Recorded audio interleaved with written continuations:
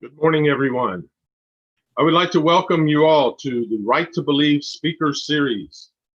I am your host, Howard Self, and I am proud to be the president of Right to Believe. Right to Believe is a not-for-profit organization based in the United States. Our mission is to uphold the fundamental rights of religious freedom for all people. We represent tens of thousands of individuals and organizations who are fighting to protect the right to believe in one's religion without undue governmental interference. Religious freedom is a fundamental human right, a critical keystone for any prosperous society. The theme for our series is, quote, "We are all God's children. Together, we will protect our right to believe," unquote. This speaker series features spiritual leaders, educators, civil activists, and government officials from around the world, speaking on various topics related to religious freedom. Today, we have a very special meeting. Today, we will delve deeper into the work of the unification movement in the Philippines and the challenges that the nation has experienced since the schism of the unification movement started. It actually, to a great degree, started focused in the Philippines with the very first Global Peace Convention. 2 weeks ago, we featured Dr. Samuel Salvador from the Philippines, who touched briefly on how he witnessed with his own eyes unconscionable attacks on the religious community led by Dr. Hyunjin Preston Moon. The aggressors, Family Federation, has inflicted tremendous damage to the work of the unification movement, even misusing the court system to try to bully Dr. Moon's group into submission. The Washington, D.C. court here in America effectively accepted their narrative without understanding how the court is being used to intimidate a minority religious community. Dr. Salvador affirmed that the Family Federation is what he coined as the, quote, separatist, unquote, group, because they are not living up to the original teachings and the direction of the founder, the late Reverend Sun Myung Moon. Before we get to those details, and also introducing our guest, I want to welcome my co-host, Dr. Michael Zablan, who was the national leader of the unification movement for over 13 years, from 1996 to 2009, a long record. He led the youth movement in the Philippines for over 18 years. Dr. Zablan can share more about the work of the unification movement under the leadership of Dr. Hyunjin Preston Moon, especially as it relates to the Philippines, probably better than anyone else. Please welcome my dear friend, Dr. Michael Zablan. Good evening to all. Good evening to our beloved guest for tonight for this Philippine Roundtable. Sir Howard, thank you for the wonderful introduction that you gave me. I would like to narrate a bit about the Philippine movement. And I actually joined the movement in 1984. I was in college. I was third year college at the time. And I started with the student movement called Collegiate Association for the Research of Principles. By the time that I joined the movement, we were highly persecuted in the Philippines. And the movement actually was banned literally almost in all the schools and colleges during the time. Particularly, there was a letter, a pastoral letter coming from the Catholic Bishop Conference of the Philippines banning the movement. But eventually later, as Dr. Moon would enter the picture, these things would be resolved. And eventually, even sitting on the National Council of the Family Peace Association this time, we have one from the Catholic Bishop Conference of the Philippines, Father Luke Mordgat. Anyways, on those days, as we could see, tremendous effort were put up by the missionaries sent by Dr. Moon. in almost every country across the world, and basically also in the Philippines. And in the Philippines, they opened centers in many parts of the country. But again, because of tremendous persecution and tremendous misunderstanding in the society, uh, we were not welcome in almost any schools and any institutions in the Philippines. It was really a hard time. Nevertheless, I can also say that because of this experience, the spirit and the determination and commitment of the members, even the local members joining during those times, were really high in spirit, and the commitment was very strong. But as we went through our vision and mission in the Philippines, it was not easy to work. It was very difficult because of this misunderstanding. Now, in 1998, when Dr. Yeon Jin Moon was inaugurated as Vice President International of the Family Federation for World Peace and Unification, no less than by his parents, Dr. and Reverend and Mrs. Sun Myung Moon, I was there in America attending that event. I was sent by the Continental Director of Asia, Dr. Kim and Mrs. Kim, to attend that event. And from that time on, I felt, wow. I felt like suddenly I realized with that one speech that I heard from him, I realized there is a hope for our movement to fulfill its vision and mission of building one family under God. That's the only time I felt tremendous electricity and tremendous power that there is hope. Well, in the Philippines, we work hard, we strive hard, we did our best, uh, following all the directions from the international office, from the international headquarters. We did our best. And we had the national persecution in 1996, tremendous misunderstanding. Even our centers were being stoned, and our training center in Antipolo, it was gunshot with with more than 20 bullets until it fell down to the ground.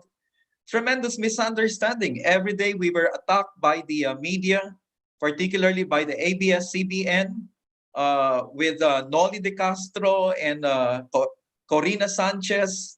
I they bombarded us almost every day, and there were efforts to reach them out. We tried to explain our side about the misunderstanding, but there were no ears to listen to us. Even we had General Florencio Magsino and Mr. Yen Macabenta assisting us during the time to meet Noli De Castro and Corina Sanchez. Our efforts just fell on dead ears, and there were no clarification of this misunderstanding. So we were demonized publicly, and the Filipinos thought that they have demonic neighbors next to them. That's why sometimes they would stone our centers. Mm. Actually, that implication caused by ABS-CBN, they did not understand how much our centers suffered and how much our members suffered.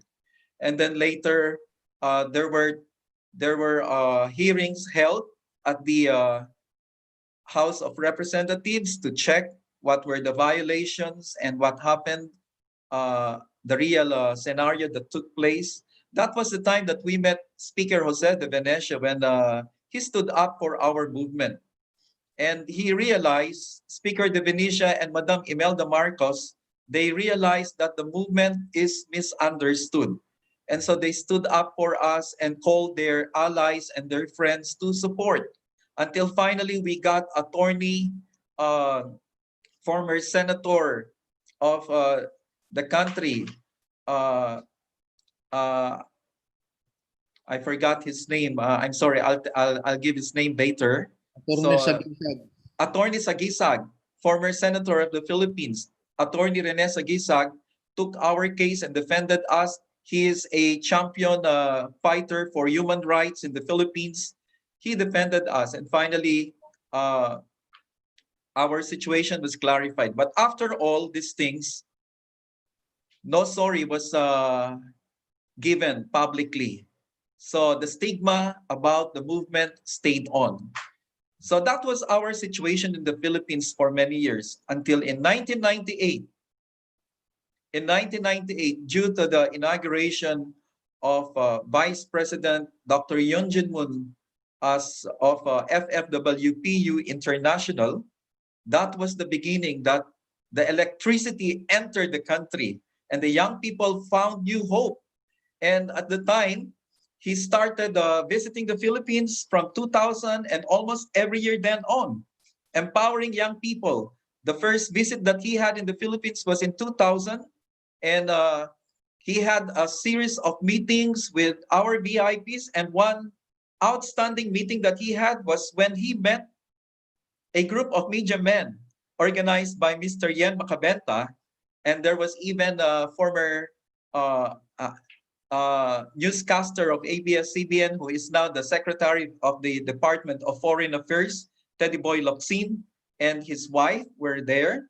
There was Miss Arguelles and also Mrs. Macabenta. There was a big group of media men, and that was an amazing meeting because Dr. Moon bluntly told them, I actually don't like media people. He bluntly opened his sentiments to the media people, and he explained why. Because in the history of the movement, it's the media who destroyed the image of my father. It's the media who destroyed the image of the movement, and the hard work of the missionaries and the members of the movement were all demonized by the media. And he opened up and he explained. But in the end, he tried to empower the media men attending that meeting, telling them about the importance and value of their responsibility for not just talking about the news per se, but they really have to elucidate what is the essence of life and what is the essence of governance and the essence of social cohesion in the community. So he emphasized on the role and responsibility of the media to elucidate this and become the integral agent to unify the nation instead of disunifying the nation. And they have the integral mission to bring God in the center of the nation, in the center of the government. Well, that's really something challenging when he gave those challenging guidance and direction to the media people. But for me, as a young man at the time, listening to all these meetings, I cannot fathom. And I was so excited and I felt tremendous hope. This is really what we need. This is the energy that we are looking for. We need this kind of new transformation, this new spirit. And then he met the educators. And again, he emphasized the importance of values, education among young people. And it's not enough that we teach them about science and physics and all the curriculums that we make as part of the system of our education. But the reason why we need to educate people is because we are looking for real human beings, real citizens of the nations who will build the nation and empower the nation through their God-centered leadership. That is why we need to bring God's values in the schools, in our system of education, in our curriculum. Then he met the generals, and this is another very interesting meeting. The generals are so happy to meet Dr. Moon, and they are all generals, particularly General Florencio Maxino. But then when they were in front of Dr. Yoon Jin-moon, they were like students, and almost trying to get all the points that they can get from Dr. Yoon Jin-moon, because Dr. Yoon Jin-moon was sharing tremendous concept, particularly on how to bring peace in the nation. It is not by arm, it is not by simply making laws, but it is by educating the heart of the people, touching the conscience of the people to stand up for God and to stand up for their nation, so that true love for God and true love for fellow men can take place and so that there will be true loyalty and patriotism to exist in the nation. So there was a meeting with the educators, a meeting with the volunteers, a meeting with the women leaders, a meeting with the youth leaders, and then there was a big meeting with young people at the Ramada Hotel, which is now converted into a Robinson's Galleria. So it used to be Ramada Hotel. In the main ballroom of Ramada Hotel, 5,000 youth leaders gathered. And that was the beginning. From that time on, young people could not be stopped anymore in the Philippines because they received that electricity, that energy. I do not know if I have time to share my screen, but I think I'll be sharing that later about the Global Peace festivals. I do not want to preempt because our guest speakers have a lot to share tonight, and I might be touching on their topics tonight. So Thank you, Dr. Zablan, for those thank you very inspiring much. words.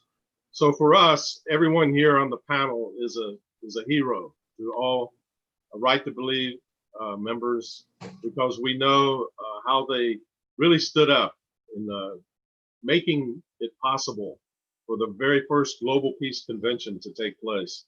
And they have many different perspectives that we want to hear today. Dr. Zablan, they're all very close in heart with you. Would you mind introducing each of them to us today? You're on mute right now. You're on mute right now, Mike. It is indeed my honor that I will be introducing to all of you, very close to my heart, these people who have worked with me for many years. Just looking at their faces tonight, I want to cry because I know how much hard work they have contributed in putting up the movement in the country. There are 4 of them here, but there are actually more than this number. But they are our representatives for tonight. I call them as my father and mothers and titas. I am very honored to introduce to you tonight Dr. Samuel M. Salvador, currently the Chancellor of the Royal Institution of Singapore, the longest in terms of service as Vice President for Academic Affairs of the Polytechnic University of the Philippines, and its centenary president. When PUP turned 100 years old, he was our president. By the way, the university serves as the biggest in terms of student population of over 70,000, and its graduates are preferred by Manila-based companies due to their positive work ethics, according to the survey conducted by jobstreet.com. So that's a big salute to the longest sitting Vice President for Academic Affairs, Dr. Samuel Salvador, who turned the university level 4, its status. Level 4 is quite high in the Philippines. It's not quite high, it's very, very high. Very, very high. And only 1 or 2 or 3 schools can reach that level, level 4. The second one is Commissioner Dr. Leonida Baby Ortiz, my tita. And never change. She's always ready to help and always there if you need her. So, is a commissioner of the National Council of the Women of the Philippines, an active governor of the Philippine National Red Cross, an active lioness of the Lions Club International, where she served as a district governor, a longtime president of the Service for Peace. Since Service for Peace was born until now, she is the president. And Service for Peace is very, very close to her heart. There was even a time that she donated 1 van, brand new van, for Service for Peace. I hope she donates 1 to us also. Number 3, Dr. Dinah Mindo is a former regional director of the Department of Education in the region of Central Luzon, responsible for managing education of over 1.5 million students and over 3,000 schools involving around 5 provinces. So I used to bother her all the time. I would travel to Central Luzon and ask help for her in order to implement the character education until finally she took ownership and she was the one who took the driver's seat in pushing forward for the character education. The fourth one, my dear mommy, Dr. Teresita Dumalanta. So I remember Dr. Dumalanta, the first time I met her as regional director of the Department of Education in the National Capital Region, you have to take a long line to meet her. But whenever I would go to her office and once she see me lining up, she will immediately call me because she knows that there are important matters that we need to discuss. And every time I would leave her office, she would give me one big box of chocolate biscuits that I can distribute to the different centers. I do not forget that, ma'am. So she's a former regional director of the Department of Education in Metro Manila, known as the National Capital Region of the country. She was responsible for the education of nearly 1 million students living in the metropolis. Since her domain was in Metro Manila, she was responsible for sending tens of thousands of high school students to the global peace festivals that we held at the Quirino Grandstand. And I hope our fifth speaker will join us later. So that's all for now, Sir Howard. Thank you. Thank you very much, Dr. Zablan. And welcome all of you, heroes and champions to God's cause in the Philippines. We're so grateful, and we look forward today to hearing from each of you your experience working together with especially Dr. Hyunjin Moon and the different aspects of work that he has brought. Dr. Salvador, I would like to ask you if you would begin our roundtable discussion. Could you share with us a little bit about your experience in meeting and working with Dr. Moon and Dr. Zablan and the movement in general there? Thank you very much, and to greet everyone. Good evening in Asia, especially in the Philippines, and good morning in USA and other countries of the world. My first encounter with the unification movement is with a very young, handsome, full of energy, dedicated, hardworking. Sorry, Doctor, we're having a little bit of sound interference. If anyone's shuffling papers near their computer, it's coming out on our screen. Sorry to interrupt, Dr. Salvador. Please go ahead. Okay. My first encounter with the unification movement is with Dr. Michael Sablan, a very young, energetic, intelligent, handsome, and full of energy and dynamism in the later part of the 1990s and early part of the 2000. And they were so busy leading the group to spread the gospel of pure love and pure heart to our students at the Polytechnic University of the Philippines at the time. Maybe they targeted PUP at that time because of the number of population of our students. It is the biggest student population among colleges and universities in the Philippines. Where at the time we have almost 70,000 students. So I was approached and he tried to sell the idea of putting God at the center of the organization. Well, as a young vice president also at that time, I said, oh, I've been doing that. We have been always doing putting God at the center of the university. Because it so happened that many of the top officials in the university are Christians. Yes. We belong to the Protestants group, Methodist, and Pentecost. They belong to the Christian group. But of course, many of our faculty are dominated by Catholic because in the Philippines, while there are many religions, Catholic is still the most dominant religion in the Philippines. Mhm. And Catholics, Christians, even other religions, they talk about God, putting God at the center of the organization.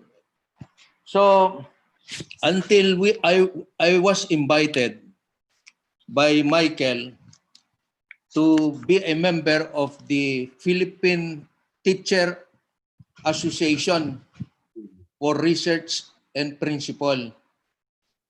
Because the president at the time, Dr. Felipe Cachola, happens to be my close relative. Oh, He just retired from the service as president of Mariano Marcos University in Ilocos Norte, Batak, Ilocos Norte. And when he retired, he came to Manila and joined the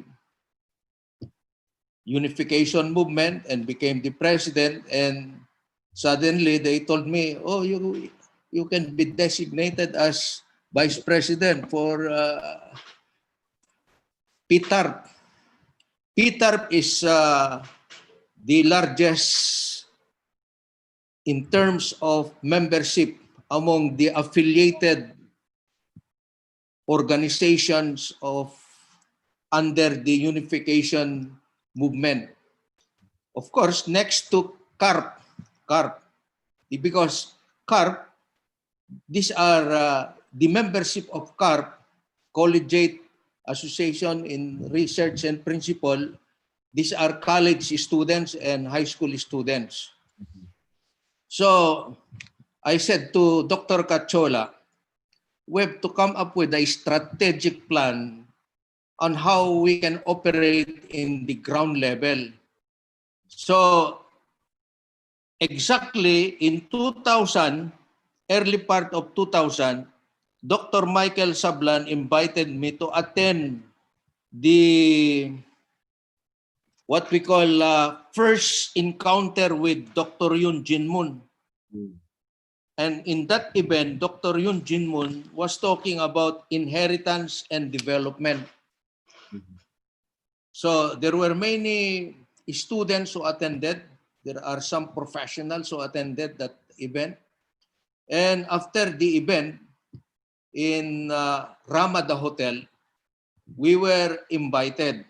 Each organization under the umbrella of unification movement, one by one, were being invited to see Dr. Yoon Jin Moon. So it so happened that I was one of those who attended that encounter with Dr. Yoon Jin Moon. And we talk about one family under God. We talk about good leadership. We talk about the role of educators. We talk about our plans and directions.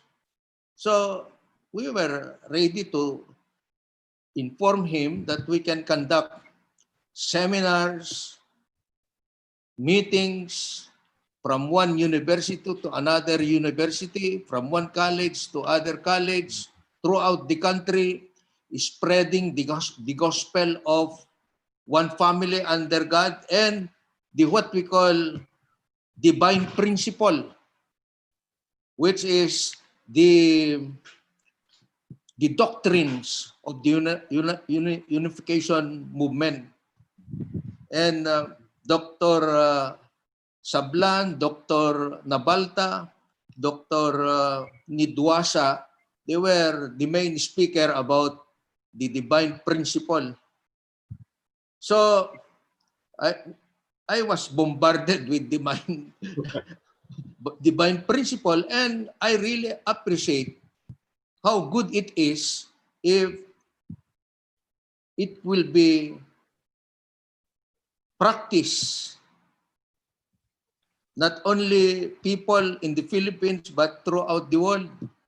That's why, but we need to spread the gospel. So hand in hand, we were able to expand the membership of PITAR, Philippine Association in Research and Principle, for teachers, Philippine Teachers Association in Research and Principle. Almost all schools, colleges, and universities have their own chapters of PITAR. And hand in hand, if there is PITAR, there is also CARP, because we see to it that the members of the PITAR who are willing to become, we talked to members of PITAR at the time, to become advisors of CARP. So the favorite topics of CARP is all about pure hearts, pure love, and not so much on the divine principle, about culture of heart, about leadership, about service to others, about loyalty to God, loyalty to parents, loyalty to brothers and sisters, to the family. They talk about that. And young people are so interested to hear. And so they were able to expand in the ground level. We were able to expand. They were able to expand the membership of CARP. And because of also the magic, Dr. Sablan has a magic touch among young people. He has that electrifying looks. Every time he talks about culture of love, culture of heart, everybody listens to him. Yes. So through the years, we conducted several seminars on the divine principle for educators, culture of hearts, culture of love, culture of family, culture of God-centered among young people. So from there, we were able to consolidate the ranks of those who believe in this kind of thinking among young people and this kind of thinking among educators. Yes. And we were able to touch their minds and hearts. Yes. Just for those who might not know, CARP, as he's mentioning, is a student youth group. It stands for Collegiate Association for the Research of Principles. Yes, for the research and Dr. principles. Salvador is talking about the rapid growth that collegiate group had in the Philippines. And every time that Dr. Yoon Jin Moon come to the Philippines, everybody wants to attend his meeting, because in the ground level, they are already oriented. It is being led by the national leader in the person of Dr. Mike Sablan. He is so powerful. He speaks very powerful. He's a powerhouse in the movement at the time. Yes. Even up to date. And so we were able to consolidate the ranks. Yes. Through education. Could you say a few words? I assume you saw the foundation had grown enough to be able to invite the very first Global Peace Convention to come to the Philippines, be held in the Philippines. This meant delegates coming from all over the world to the Philippines. Yes. Would you share a little bit about how you decided to make that bid and what Because, transpired around that? in 2007, we had that Global Peace Festival in Manila. Yes. Before the event happened, there almost all organizations under the unification movement were mobilized by Dr. Sablan. And every organization will have to have their own project. Mm. Like Service for Peace, they have a good project there. They are mobilizing. So all the organizations were working very hard to ensure the success of Global Peace Festival in 2007. And that was the result of good coordination made by Dr. Sablan and with the assurance that Dr. Yoon Jun Moon will come and attend. You know, that is the magic word, yeah, to galvanize the sincerity of people joining that festival in 2007 is Dr. Yoon Jin Moon is coming and he will again talk about one family under God. Mm. You know, Dr. Yoon Jin Moon, when he talks, he is very electrifying. You are being electrified, electrocuted. Like a jar. you are And immobilized. You know, And I when would like to add to what Dr. Salvador was talking about. Please Since go ahead. Dr. Moon introduced the core values, the culture of heart that Dr. Salvador was talking about, we conducted seminars and workshops and leadership training based on this culture of heart across the nation. And particularly with Dr. Salvador allowing us to conduct these programs in PUP with 70,000 students, it's tremendous power. And Yeah. then he endorsed us to other schools with his friends because they have an association of university presidents. So he endorsed us to other schools of state universities, and we had tremendous outreach because of this. And Yeah. so introducing CARP, SFP, Service for Peace, introducing all these programs, PTAR, Philippine Teachers Association for the Research of Principles, all empowered by the vision of Dr. Yoon Jin Moon. That's why when they know that he's coming, it's very easy to make a big event, because after you educated people and you train them, you touch their hearts, you open the horizons of their mind, is expanding. They can see vision, they can see what is the future for the nation, what will be their future. So when they know that he's coming, there's no way that they will not take part in these big events. That was really a powerful foundation. And thank you to Dr. Salvador for allowing us to start it in PUP. So in 2000, let me continue. So in 2008, when again we were able, Dr. Michael Sablan told us we will have another Global Peace Festival. Can we mobilize all sectors? So again, because of his effective leadership, everybody invested their time, invested their talents. All assignments given by Dr. Sablan, by the headquarter, we follow it, we implement it. And so it was so successful.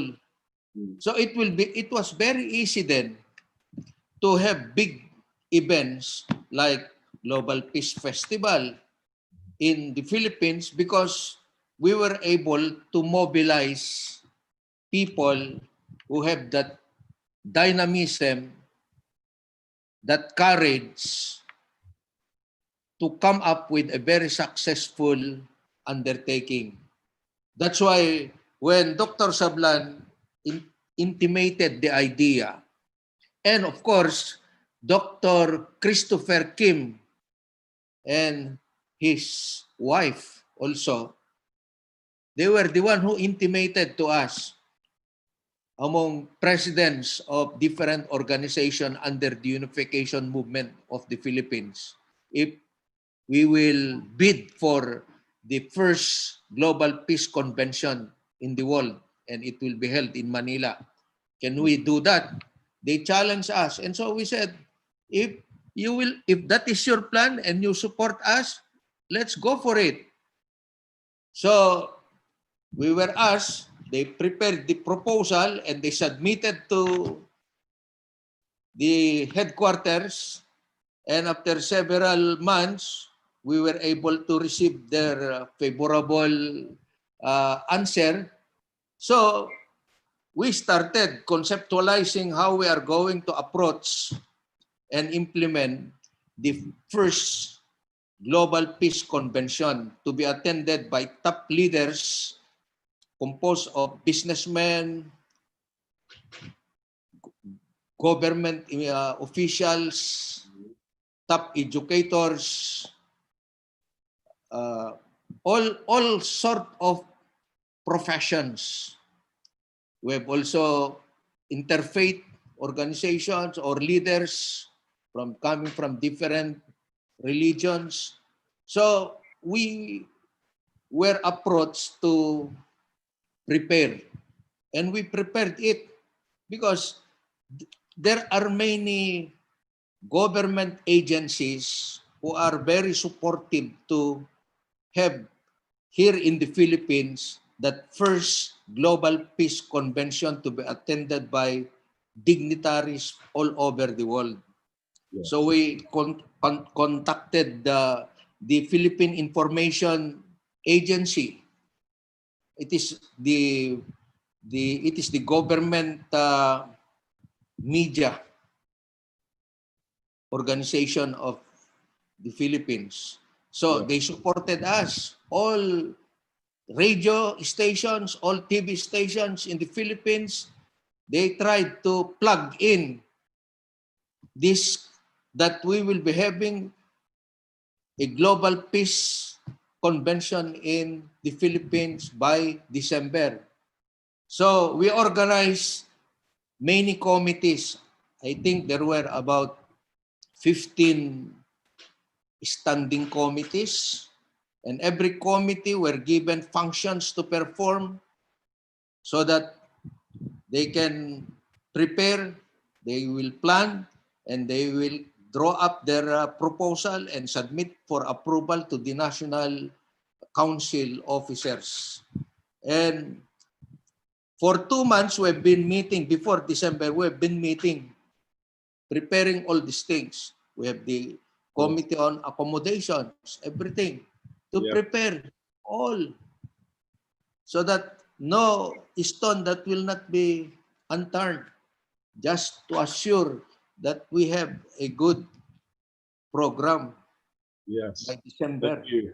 It was, I have to say. Actually, we don't know that there are problems at that time in America. We were not informed. We were just doing patiently. We pushing our plans. Everybody, all organizations, especially Peter, because we were in charge of the overall programs. Yes. Invitation, something like that, everything. And the coordination, we coordinated. Yes. And then it was a very surprising. 3 weeks, I think 3 weeks before the event, I keep contacting Dr. Michael Sablan, nowhere to be found. I said to myself, oh, how come Michael is not around? Oh, we are ready. Everybody is Yes, looking after Michael. We don't know. we're going to ask you more about the details of that opposition. But before that, I'd like to turn to Dr. Mendo to share a little bit about the influence in those earlier days in the movement in the educational field. Especially, I think you were involved with the character education in the schools, Yes, if I'm informed correctly. Thank Dr. you. Mendo, would you share with us a little bit? And we'll be coming back to Dr. Salvador a little bit later. Dr. Mendo, I think you may be muted on your computer. Ma'am, you're on mute. Okay po. Still mute.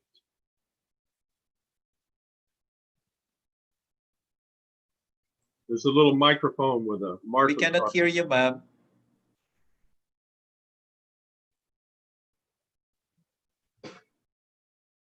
Ma'am, we cannot hear you po. If you can touch on the microphone with the bar across it, that will unmute it.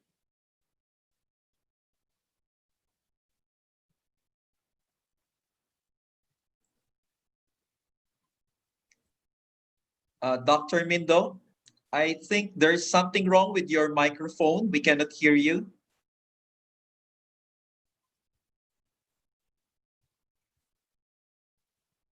We have this technical difficulty right now. Dr. Mendo, we'll come back to you. Just break in when you get your sound, and we'll come back to you.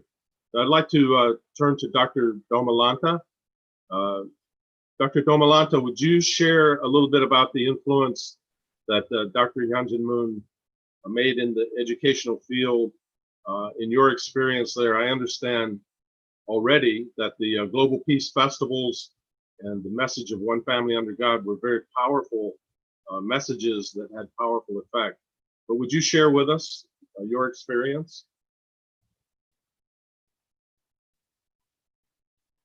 You are also on mute. You have to unmute your, if you see the microphone with a cross.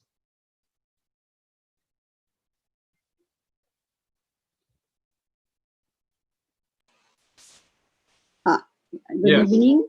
Yes. Okay. I think Dr. Mindo parang tinutuloy niya. Okay. Anyway, good evening and good morning. And good morning.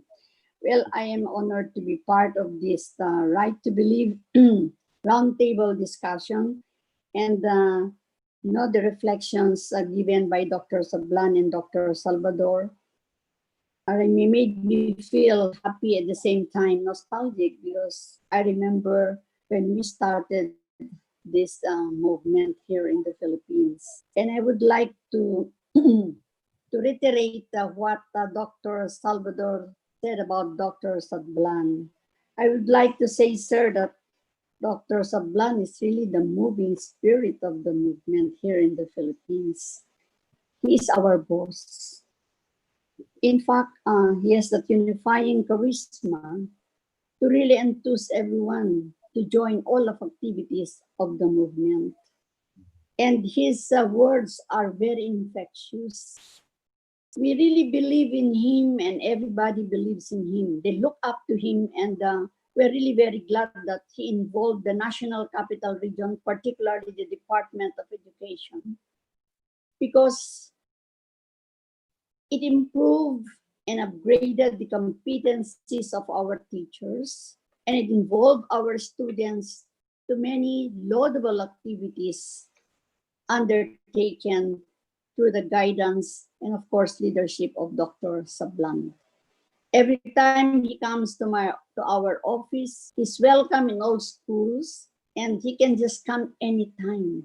And there's no need for a letter from me as the director, but he is open to visit any school and introduce them activities for the good of our students, our teachers, as well as our communities. Well, sir,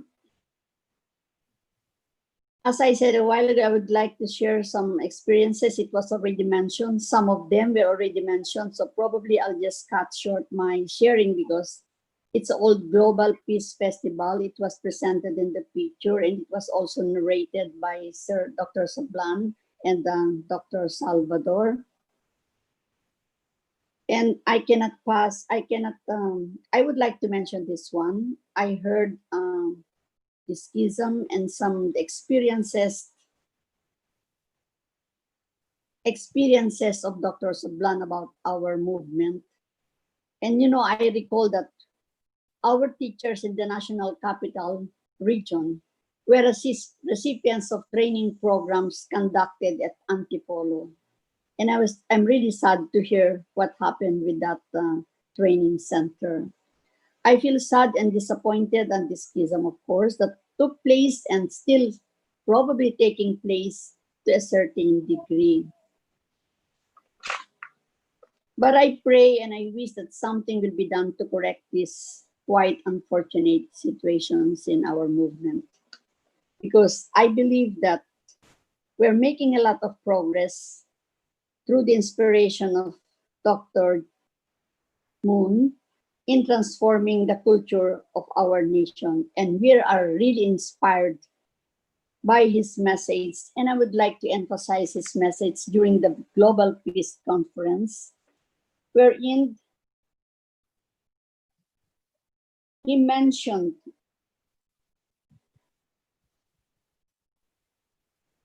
and I was really impressed on the keynote address of Dr. Moon when he narrated about his father, Reverend Moon, when he was 16 years old, praying at a Korean mountain when he had a spiritual encounter with Jesus, asking him to realize the mission of one Father under God.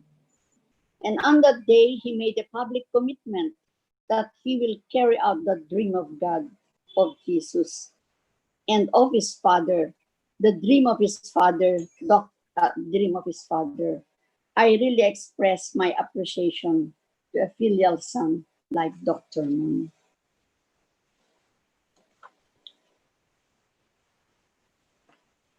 Thank you. I'll never forget. I would like to mention the Global Peace Festival here, wherein thousands of students and educators participated in this festival. The DEP and NCR played an integral part in mobilizing tens of thousands of students attending the parade, the festivities, and the program. Of course, that includes PUP, HRM, and tourism students, where the ushers guided the foreign delegates and staffs and crowd management aside from the participation of the students to the event. 5,000 soldiers and policemen were deployed and medical assistance through the group of Dr. Chua's Asian Mobile Medical Service and AMDA, Medical Doctors Association. Indeed, sir, the influence of Dr. Moon to our country is really very great. We really appreciate the movement that they had done, especially emphasizing the importance of education. Every time we hear that Dr. Moon is coming to the Philippines, we are so excited to meet him. And we are really very thankful to Dr. Sablan because he always gave us the opportunity to have an audience with him. And to us, it was really a great honor, inspiration. Every word that he said really touched our hearts. And it was indeed a continuing inspiration for all of us, not only before, up to now. We always remember his words. As Dr. Salvador said a while ago, if Dr. Sablan has that electrifying words, inspiration, so with Dr. Moon. And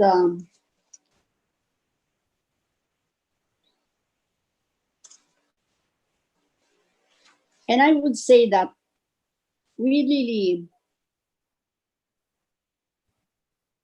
as I said a while ago, I remember how we played as an integral part of that festival.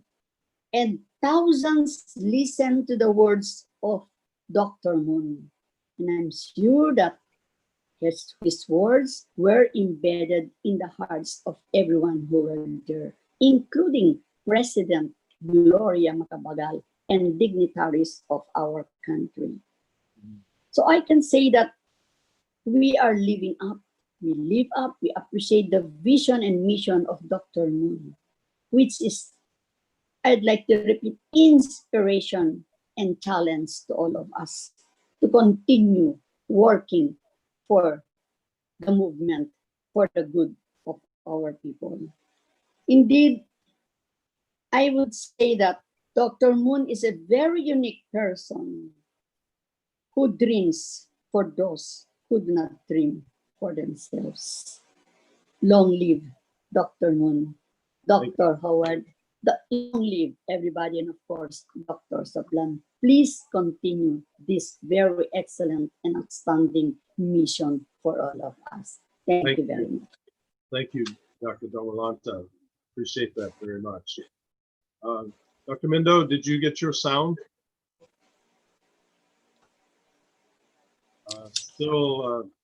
Still fighting some technical problems there. Let me turn to Dr. Ortiz. So grateful to have you with us, Dr. Ortiz. I understood you were very instrumental in the, especially Service for Peace work, which was an organization founded by Dr. Youngjin Moon. Would you share with us a little bit? You're also on mute, evidently. Thank you, Howard. Yes, we can hear you now. Okay, thank you. Before I joined the Service for Peace, it was Dr. Michael Sablan who invited me to be part of the movement. But it took a while for me to say yes. Michael is very good. He's really good. He invited me in so many projects of the movement. That's when I felt how this young boy, with so much dedication and commitment, how can he go on like this? So I realized that it was all the projects that made me feel that I'm part of the movement. So when Michael told me that, Tita, Dr. Charles wanted you to be the president of Service for Peace Philippines, I accept it readily. So the projects of Service for Peace in the Philippines are solar lamps. We distributed solar lamps in the remotest areas of the Philippines, where you can see the poorest among the poor living in those communities. We also have immersion in different barangays, planting of trees, cleanup drive, to name a few.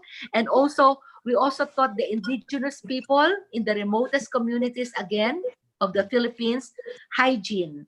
Because some of them, they don't know how to brush their teeth, how to take care of themselves. And we also constructed toilets for all the communities. Those are some of the projects. And I think at this point, Dr. Sablan can elaborate on the other projects of the Service for Peace. Thank you, Yes. Thank you, Dr. Ortiz. Dr. Zablan? One impressing activities of the Service for Peace that I cannot forget is the immersion program. When kids coming from rich families from America, from Japan and Korea would go for a Service for Peace project in the Philippines, they are partnered with our locals. And in the immersion program, they have to live at least for 3 to 4 days in families in the rural areas. And particularly, many of these families are really coming from the rural poor communities of the Philippines. And I'm so excited whenever I would attend the closing program, listen to the testimonies of these young people graduating from these projects, you can see how they are being transformed. And I know Tita Baby can share some of this because she would always cry whenever she attended the closing events. She was always in tears listening to the testimonies of these kids. You want to continue, Tita? Especially, there was this testimony of a Japanese girl. You know, this Japanese girl who had everything in life, as her parents could easily give her anything she would wish for. In spite of that, she could not understand the emptiness inside her and could not feel the satisfaction in life.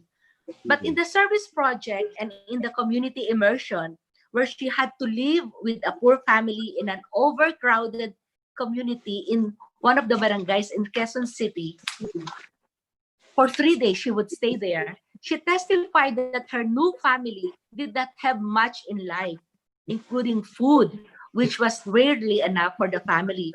But during meal times, they would eat happily together as if they had the best meal in the world. She cried a lot, and it was hard to say goodbye to her newfound family at the end of 3 days. She promised that when she's back home, she would value everything that her parents would provide her and be grateful to them, and promised to God that she won now that she found the meaning of her life, and it is with living for the sake of others. That's the immersion, and one of those that I Amen. cannot forget also. Yes, and come to think about that, a kid who has everything, feeling empty and trying to commit suicide in her life. But when she experienced service for peace, it completely changed her perspective in life, that she started becoming grateful to her parents and to what blessings that comes to her. And from that time on, she had a very good connection, a very good relationship with this family in the Philippines. And I heard they would even send some gifts, particularly during Christmas time, with these poor families in the Philippines. And so the the locals also are learning from this program. They come to recognize that in spite of their situation, there are people who would reach out to them, and the world is fair. It's not unfair, as many people are saying. The world is fair, and there is really a way that we can be one together as a family. So the concept of one family under God also enters into this project. So the consistency of all the programs and projects that Dr. Moon has initiated for young people across the world, they all have consistency carrying that message of one family under God. And particularly, these people are interfaith in nature.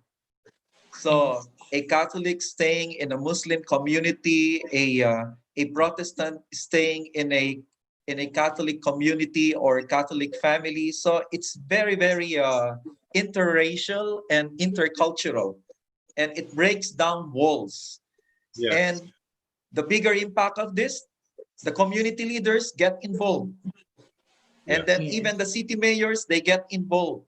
And then everyone is aggregated to the message of one family under God, particularly when they attend to the closing program of these events. And as far as I know, Tita Baby, you got thousands of batches coming to the Philippines, not only coming from the international, but even in the local.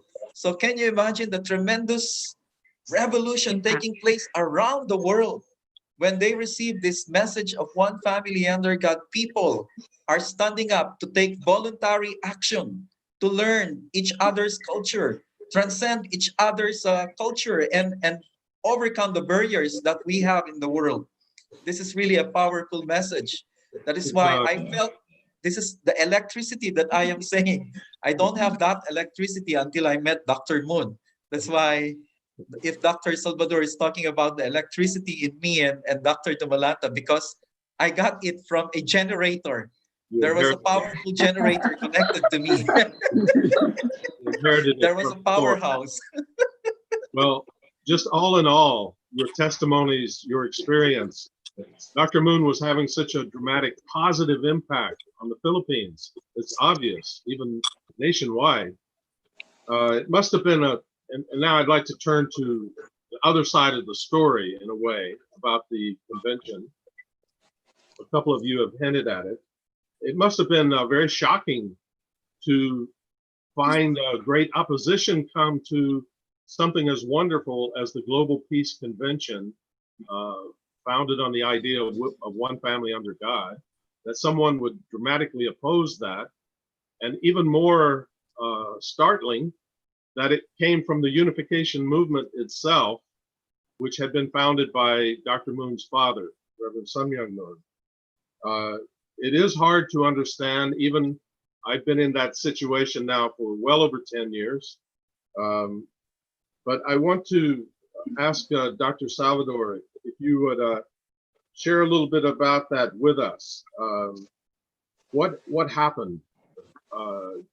When did you first start seeing this opposition, and who was that coming from, and so on?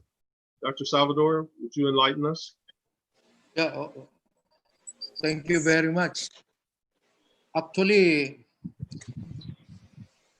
the officers of the different organizations were so busy at the time before the convention took place, preparing their functions given by Dr. Michael Sablan.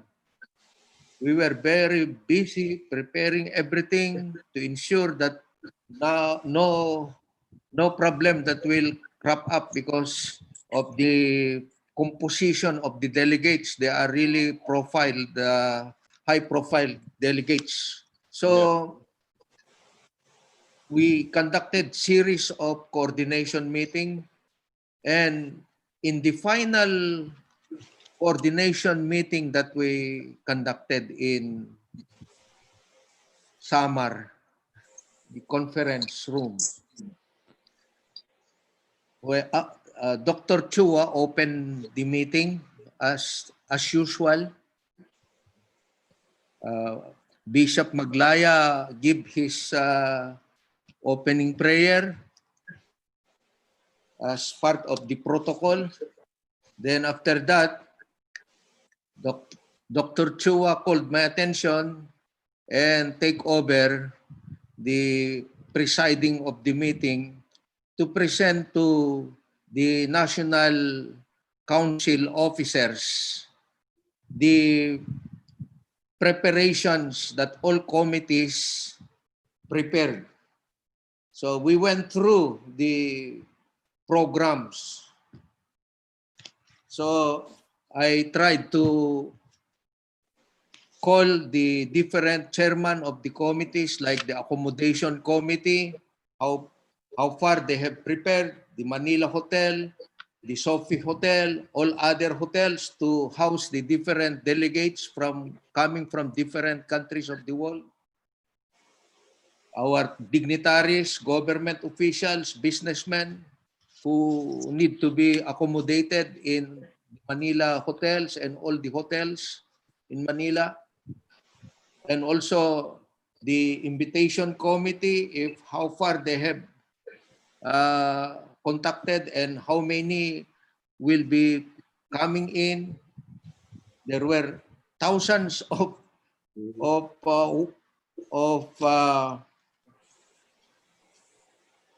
teachers, professionals, all walks of professions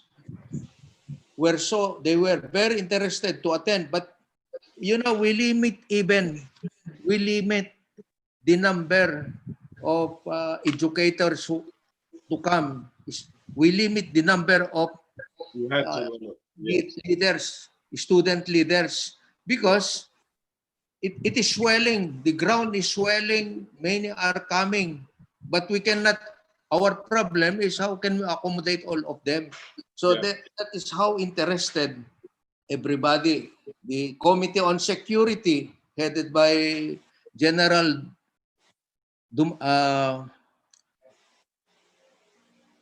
I think General Bumanglad, Kaiton. Kaiton, and also assisted by Venus. Yes. They reported that they are all prepared. Medical committee, they are all prepared. Secretariat and management committee, everything is well in place. About the media group, everything. So there were 15 committees, more than 15 committees ready to implement what has been planned and ready to take off. So everybody were happy because we are all ready. They assured us, and the good thing is that the national officers approved everything.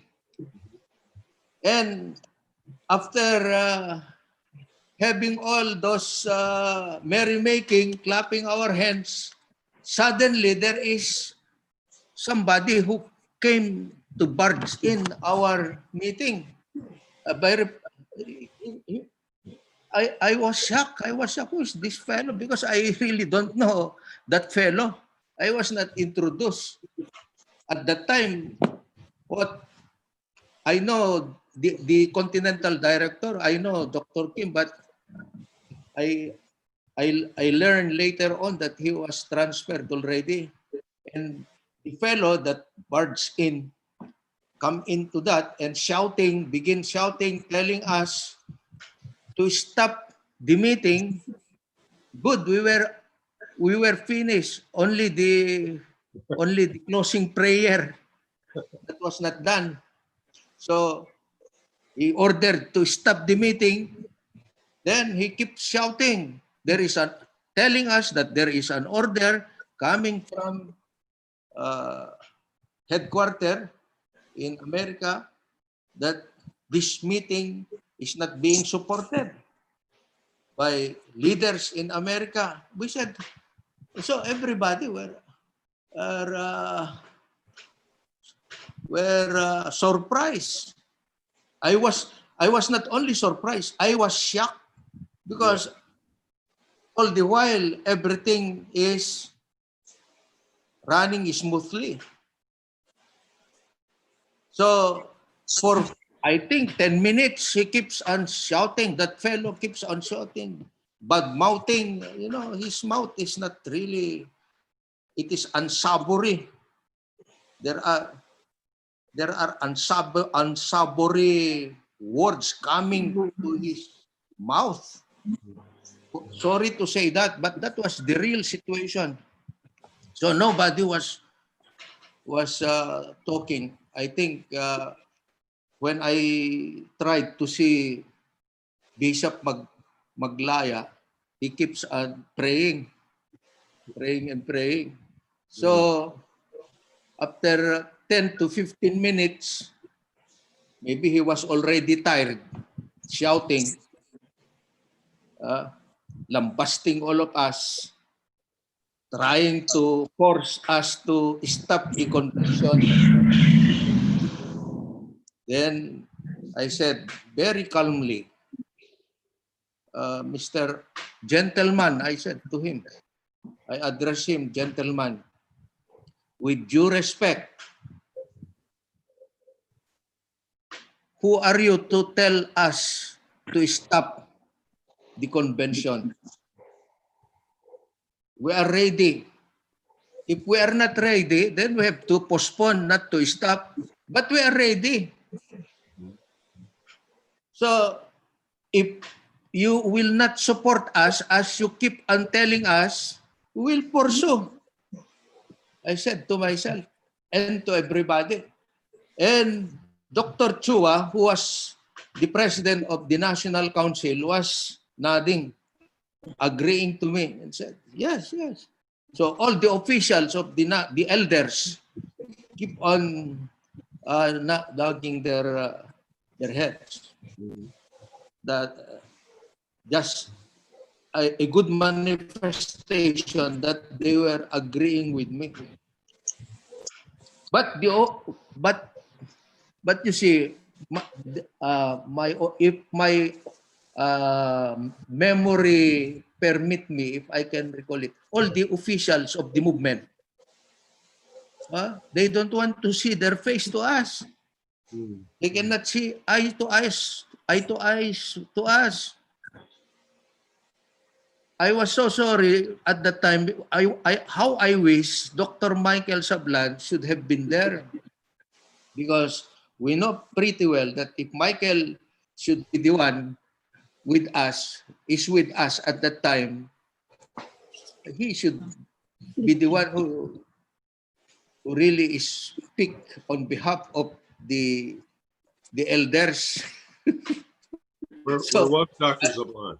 yeah, I was forced to stand. I cannot stomach. I cannot stomach the way he treated us at the time. So, in spite of his insistence to stop the convention, we went through. We went through. Then, before the convention started, thanks God, Dr. Michael Sablan arrived suddenly, and we asked, he called me up and said, "Sir, how are you?" "Oh, thanks God, you are, where have you been?"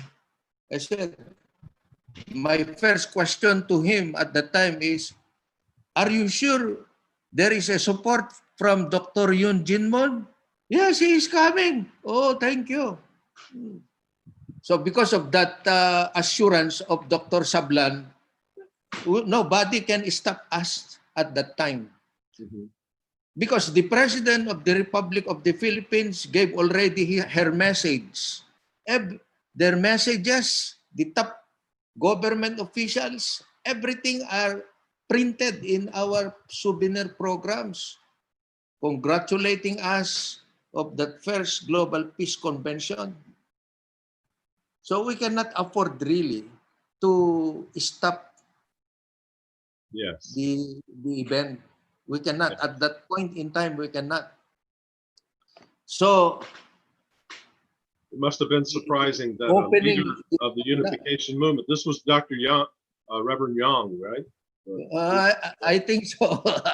I don't want to. I don't want even to pronounce his name. Yeah, because I don't want to give him that honor. Actually, that is me. When I am angry to a person, I don't want even to state his name or her name. Yes. It's good Yeah. for our audience to know clearly what was Yes. happening. Yes. Thank you, Dr. Salvador. So Dr. Ortiz, go ahead, Dr. Salvador. and We are running a little short on time, so we'll move along. the program went through smoothly. Dr. Yun Jin Moon was there, Yes. and he delivered a very powerful speech. Yes. Very powerful. It is, I think, that was the best speech that I heard a from him. I have heard several speeches he made, but during that event, he made a very powerful speech. And you cannot decipher any iota of rancor against anybody. Right. So all the more we really appreciate. All the more he was able to get our feelings, Yes. and immobilize us and say, this fellow is one of a kind. Yes.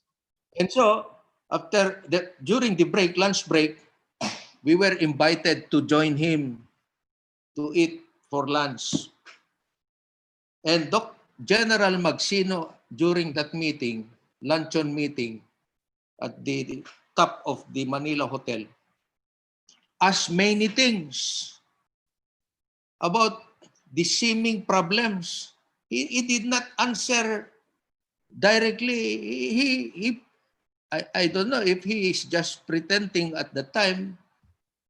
He was not telling us that there was untoward incident. that were happening inside his family or among elders in New York. Yes. He wanted to protect his family at that Yeah, time. he is a good boy. If the simplest description, if I may say it, he is a good boy, loyal to his. That boy is a grandfather now, of course. Yeah, yeah. And so all the more, all the elders, especially Congresswoman Dominguez, who was the undersecretary assigned in the office of the president at the time. I love this. I love this. I love this boy. Oh, he keeps telling him, I love you, my son. You are my son. Yes. So after that meeting, we came up with a short meeting among the national officers, and we drafted a resolution. I think we have a copy of that resolution, and I want to suggest that Michael should furnish you a copy of that resolution. Everything is in there in the resolution, signed by 1, 2, 3, 4, 5 by the president at that time, Professor Dr. Chua, Reverend Bishop Maglaya as the Vice President, UPF, General Magsino as Director, Florida Labugen as President of PSNEI, General Honesto Bumanglag as President, member of UPF Philippines. We have also Yusek Dominguez, Minerva De Leon, President of Women's Federation of World Peace, Dr. Estrella Babano, Chairwoman of Mindanao Peace Initiative, Governor Leonida Baby Ortiz, Director of UPF, and yours truly as President of ITARP. So we signed that resolution. We submitted to Malacanang, and it was forwarded to the Bureau of Immigration, and the Bureau of Immigration favorably acted our request that Continental Director should be considered persona non ingrata among the peoples of the Republic of the Philippines. And he was not able to enter the country for several years. Yes, it's a striking document, Dr. Salvador. I was asked to read a couple of stanzas out of that document. This is a request from your whole leadership group to the government to officially declare Reverend Young, who tried to disrupt the convention in so many different ways, to declare him persona non grata to the whole country. Persona non grata is a diplomatic term meaning this person is not welcome to enter our country. Yes. And I just wanted to read two. I was asked to read a couple that tells some of the things that egregious things that he did. So I'll just read two of those. Whereas, to ensure his evil scheme in destroying the good name of the family of Reverend Father Sun Myung and Dr. Hyunjin Moon, Reverend Young forcefully sent the Philippine national leader Michael Zablan to stay indefinitely in Korea, and even confiscated his 2 cellular phones so that Michael Zablan would not be able to communicate even to his wife and children. That was one stanza.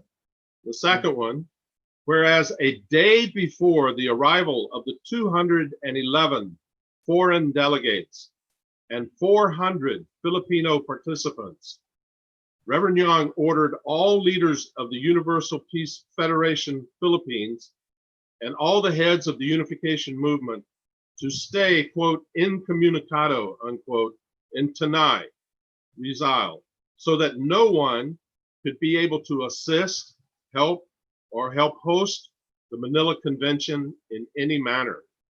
Yeah. So he was really, really trying to destroy the Global Yeah. Peace Convention.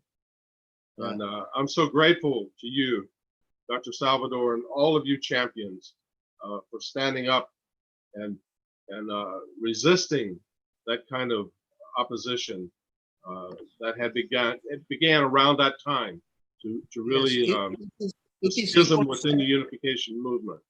it is a concerted effort. All the Filipinos, loving Filipinos, they love so much Dr. Yun Jinmon.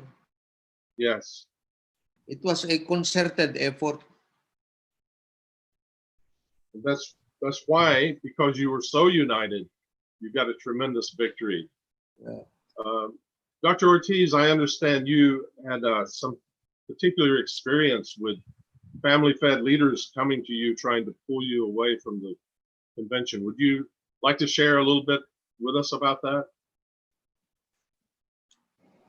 They invited me for lunch, Howard, Mm. and they were just saying so many things, bad mouthing Dr. Hyun Jin Moon and people around him. But it's my humble self. I believe so much in Dr. Hyun Jin Moon, especially during the Global Peace Festival in 2007 when he delivered his speech. It was a very moving speech that you could see the youth. They were so touched. They were so they look really up to Dr. Yoon Jin Moon. You can see their emotions, facial expressions. But Dr. Yong was not able to convince me. But he is a guy who can really talk. He is a smooth talker. But I told him that I am with Dr. Yoon Jin Moon. Because Dr. Yoon Jin Moon did not do anything, especially to the Service for Peace people and to Dr. Sablan, to Dr. Salvador, and Dr. Chua. We are one united team. So after that, after that, he was calling for a few times, but I never entertained the call because he wanted to get people from this side to be on their side. But I think there is a very strong foundation that Dr. Yoon Jin Moon implanted to all of us. He planted a good seed. That's Yeah. why Dr. Salvador, Dr. Michael Sablan, Dr. Mindo, and others, Dr. Dumalanta, we are here. We are here in the movement because of Dr. Yoon Jin Moon. He is really a good leader, a good role model for all of us. We look up to him, and at this moment, I'm really very disappointed on how they're treating him. Thank you. Thank you very much, Dr. Ortiz, for your loyalty and your righteousness. Very grateful. Dr. Domalanta, would you like to share your experience in that time? It must have been quite confusing time. I believe you're on mute again.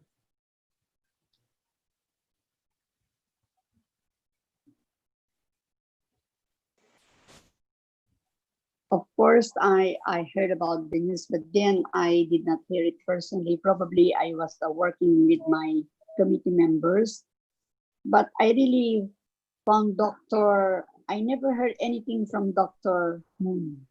He was really very calm, very cool, and as Dr. Salvador describes him, a real good boy. He did not say anything or any negative thing about people who are talking some, as Ma'am Ortiz said, some not so good things about him, but he never retaliated or gave any word that he did not appreciate them or what. He was very good. That's also forward. Thank you, Dr. Domalanta. Dr. Mindo, have you been able to get your sound on? There's a diagram of a little microphone down on the left of your screen. If you click on that, it should clear it up.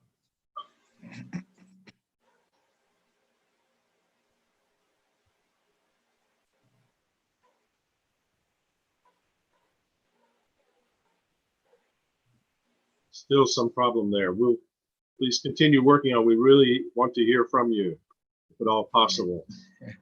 Dr. Yeah. Zablan, I want to turn to you because it's kind of, it was at that time, as Dr. Salvador mentioned, you weren't there. Could you tell us what happened? Why you weren't there at a certain time? And also what you went through. We heard you were personally attacked in this campaign against Dr. Moon. We'd like to hear your story. Actually, it's very complicated when we talk about Dr. Yong, because as the convention was nearing, actually, it's not only the Philippines. In whole Asia, there were schedules of the Global Peace Festivals in India, Nepal, Taiwan, and also in the Philippines, Yes. Malaysia. And so as the schedules were nearing, and then receiving a letter from the international office of International President Sean Moon, the younger brother of Dr. Yunjin Moon, Sean Moon, he is telling us not to support and cancel the convention and cancel all the schedules of Global Peace Festival in Asia. At the time, Dr. Yong was shocked and he did not know what to do, but actually he also knew the power of Global Peace Festivals and the power of the Global Peace Convention. He was there with me at the tribal summit in Mindanao in Bukidnon, when the different tribes fighting among themselves, you know, when these tribes fight in Mindanao, it's a genocide. They really finish each other's whole tribe. That's the way they fight. And so there was a tribal summit bringing the message of one family under God.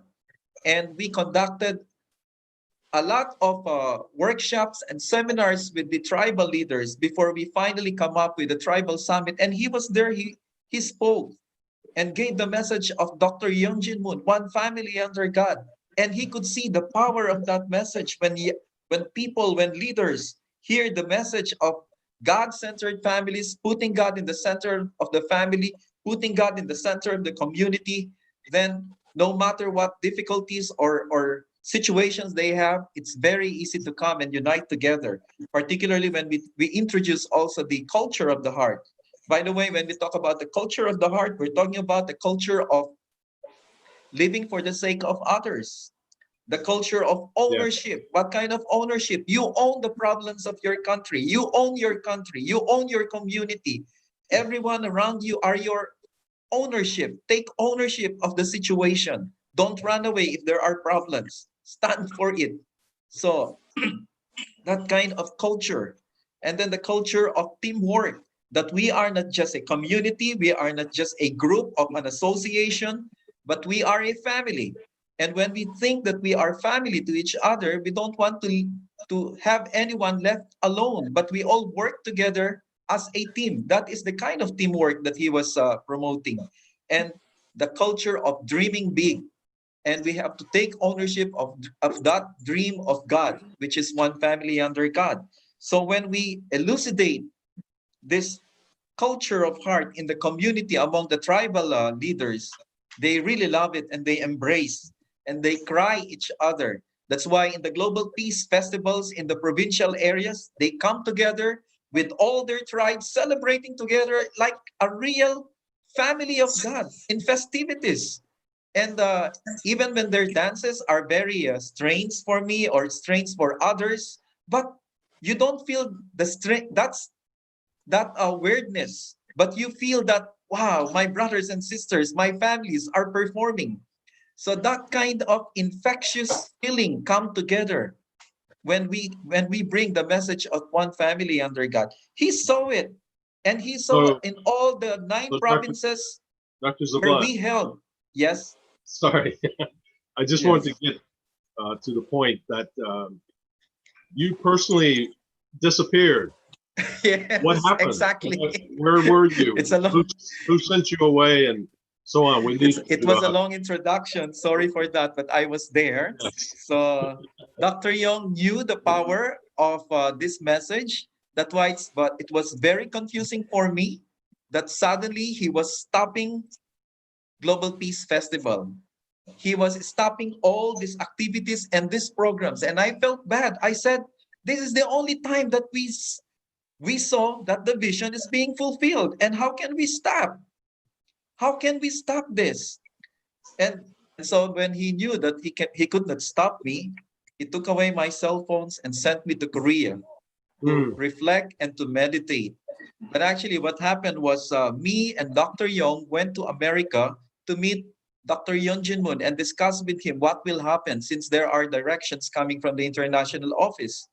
Then, after trying to convince Dr. Moon to postpone or either continue, but he will be the one to speak.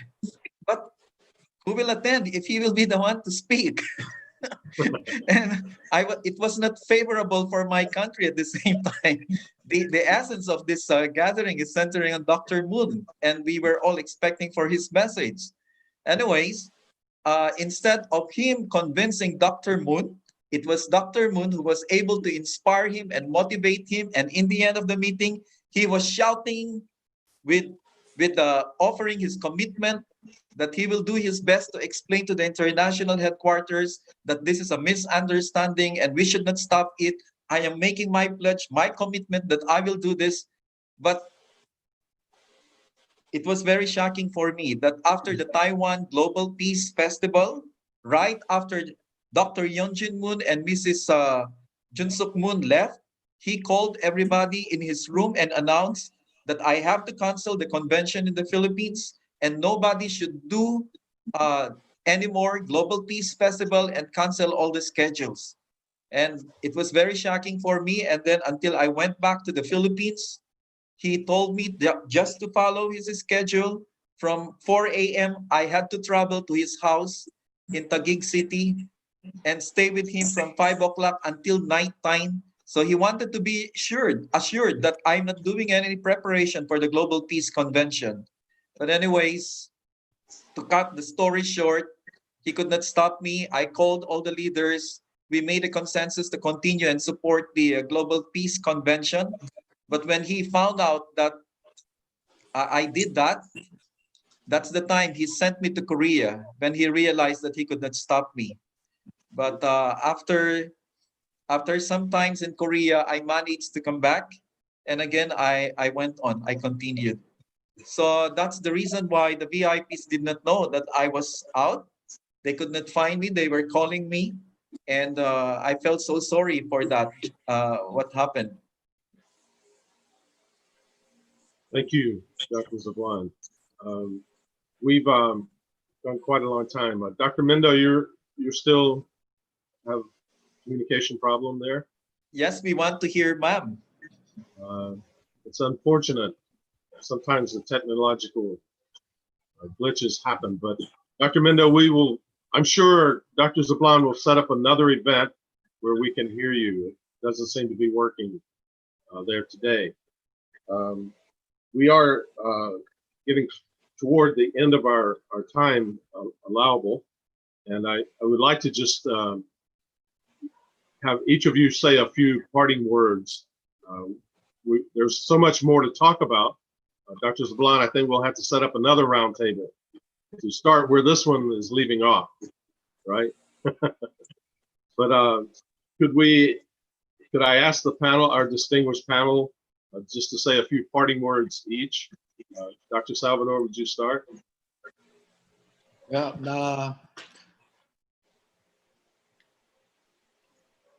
how I wish we can bring back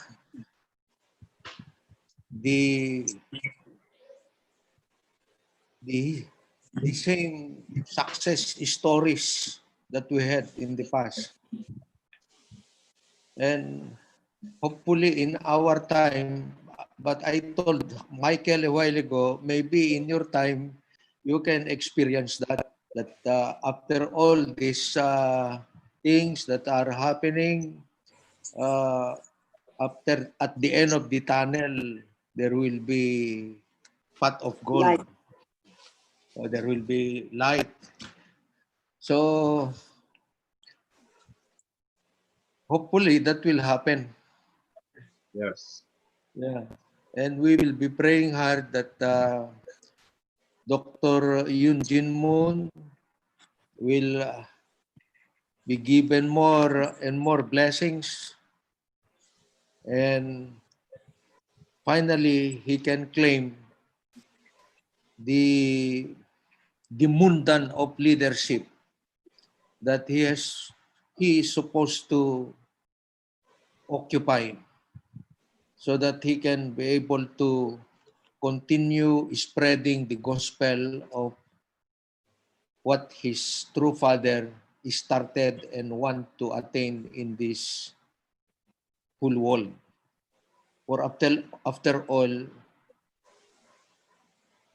what we want really is a peaceful world where there is peace, where there is harmony, where there is one family under God. Yeah. Thank And, and I think he is anointed to do that. Nobody can do it. To have one family under God, He's the one, and he should do it by all means. Yes. He cannot escape like Daniel. He does not want to go to a place where Jesus Christ want him to go. So at the end of the day, the whale brought him to the place where Jesus Christ want him to go and spread the gospel of God. And it will happen, hopefully. We pray that it will happen in his time. Dr. Yoon Jin Moon, you are the one that will consolidate that family, one family under God. Don't escape. Do it. Amen. Thank you, Amen. Dr. Salvador, for your undying support. Just to let you know, Dr. Moon is not going to relinquish any of this responsibility. He is, because he promised to God, he will fulfill, and he is continuing to work very, very, very hard around the world, as you can learn. That's because of your this particular group of champions in the Philippines. A solid foundation was made way back 2009, even before that, but 2009 with the success of the Global Peace Convention. Of course, that went on. Conventions were held around the world in many different places, Africa, America, Korea, Japan, on and on like that. But they all came on the foundation of your work and your support there. Dr. Ortiz, would you like to offer a few closing thoughts? We must all remember that we are just passing through this world but once. So whatever goodness or kindness we can do today, we must do them now, for we will never pass this way again. That's for my message. Thank you. Thank you very much. And Dr. Domalata. As I said a while ago, I really consider Dr. Moon as a very unique and very special person, because he dreams for people who cannot dream for themselves. For me, he is a guiding star, and I hope that he will always be in good health and have that wisdom as always to really guide us in our movement. For all that has been, thank you, and for that will be for the movement, yes. Thank you. Thank you. Thank you, Dr. Domalata. Michael, I'm going to ask you to say the final words. As you know well, the attacks on Dr. Moon continue, and actually the movement began to attack him through court cases. So around the world, on 3 continents, where 30 court cases have been brought against him. And this is very difficult to grasp completely, And now there's a very kind of showdown court case going on in Washington, D.C. It has lasted now for 9 years. This case attacking Dr. Moon and his foundation, the UCI Foundation, attacking all the nonprofits around the world through this court case. Judges have made very, very bad decisions in that case, and this is one of the reasons Right to Believe organization came into existence, was to really reveal this injustice is going on in the court system directed toward Dr. Moon. And that battle is ongoing right now. And we're so grateful again that from the Philippines, over 4,000 messages came into Washington, D.C. to, in effect, protest the wrongful decisions by Judge Cordero there, and to ask the commission not to reappoint her because she was unqualified. She was breaking the First Amendment. She was breaking the constitutional rights of Dr. Moon, etc. That kind of support came from the Philippines. Dr. Zablan, I'm going to ask you to offer the closing words for our roundtable today. Thank you, Sir Howard. As you can see, the unity of our important people in the Philippines, they have worked with Dr. Moon, and they will stand with Dr. Moon, and we will not stop. We will keep on standing together with him, and particularly with the DC court. We are calling the DC court, please have your conscience decide. This is a religious schism, and the court should be out in this case. Thank you very much. Thank you, and thank you again, everyone. I'm so grateful to get to meet you even through this virtual way. We have a lot of different things coming. As you know, Dr. Zablan, he's going to stay busy all the time. He's creating many things, like the Right to Believe Olympiad there in the Philippines and his region. To our viewers out there, if you enjoyed this discussion, please do click the like button and subscribe buttons. We would appreciate that. We also want to hear from you. If you would share your thoughts through the chat on your computer there, then if you have ideas for future topics, if you would like to point out anything connected with this program or other programs, we'd love to hear from you. And this important announcement, we will be having our first virtual rally, and that is going to be this coming Thursday, July the 16th. It's going to be focused on the court case in Washington, D.C. It'll be held at 9 a.m. Eastern Daylight Time in Washington, D.C. We have a great lineup of speakers, so I hope that you will join us through the internet for our first virtual rally on July 16th. And if you are interested in knowing more about Right to Believe or would like to join our global effort, please visit our website at righttobelieve.org. You can also find links there to all of the speaker series events that we are holding and have held. You can connect there at righttobelieve.org. Thank you, everyone. God bless you all. We will now close our meeting. Thank you. God bless you. Thank you very much. God bless. Thank you. God bless.